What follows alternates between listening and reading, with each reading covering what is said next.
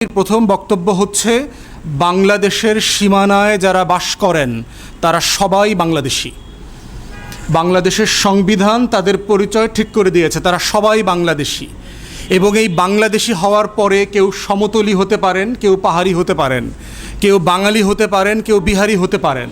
তিনি চাকমা হতে পারবেন, মারমা হতে পারবেন, খাসিয়া হতে পারবেন, সাঁওতাল হতে পারবেন, মারিন্ডি হতে পারবেন। যত জনগোষ্ঠী আছে যার যার আত্মপরিচয়ের, জাতিসত্তার যে পরিচয়, এর শতভাগ ধারণ করবার পুরো অধিকার আমাদের সংবিধান আপনাদেরকে দিয়েছে। অতএব আমরা যেটা বারবার বলছি আমাদের পক্ষ থেকে, যে এই সংকটকে আমরা শুধুমাত্র পাহাড়ি বাঙালি আকারে আমরা পড়তে রাজি না। এখানে আমরা দেখতে পাচ্ছি যে বাংলাদেশের নাগরিকদের মধ্যে খুন খারাপি হচ্ছে, সহিংসতা হচ্ছে। সংবিধান এবং দেশের আইন মোতাবেক এটাকে হ্যান্ডেল করতে হবে। দ্বিতীয় বক্তব্য হচ্ছে, যারা খুন হয়েছেন তাদের সবার ব্যাপারে আমরা তীব্র নিন্দা জানাই। পরিবারের প্রতি আমাদের শোক সমবেদনা আছে এবং সুষ্ঠু তদন্তের মাধ্যমে বিচার করা দরকার।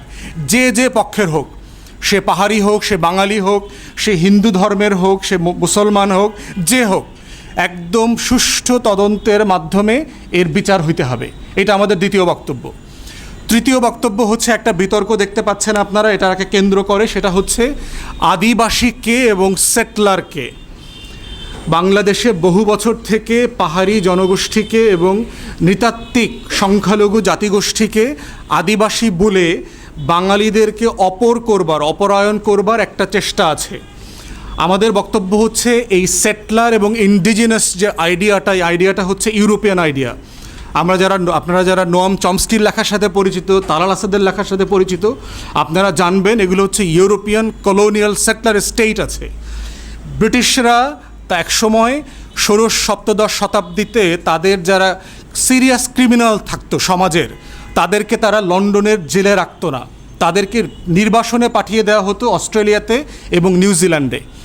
এই নির্বাসিত ক্রিমিনালদের দেশে পরিণত হয়ে হচ্ছে অস্ট্রেলিয়া এবং নিউজিল্যান্ড। অতএব ওইখানে আলোচনাটা আছে যে আজকে সাডেনলি অস্ট্রেলিয়া এবং নিউজিল্যান্ডটা সাদা মানুষের দেশে পরিণত হলো কিভাবে।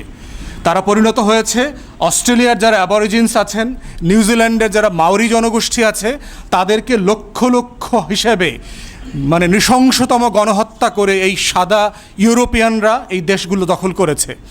অতএব এই দখল করার প্রেক্ষিতে আলোচনা এসছে যে এই দেশগুলোর অরিজিনাল মানুষ কারা আর সেটলার কারা। আমেরিকাতে দেখেন, আমেরিকাতে রেড ইন্ডিয়ানদের কথা শুনেছেন আপনারা, মুভি দেখেছেন, যারা ওটার অরিজিনাল জনগোষ্ঠী। ইউরোপিয়ানরা সারা ষোড়শ, সপ্তদশ, অষ্টদশ শতাব্দীতে যুদ্ধ, বিগ্রহ, অভাব, অনটন থেকে বাঁচার জন্য তারা আমেরিকা থেকে সেটেল করেছে, কানাডাতে সেটেল করেছে।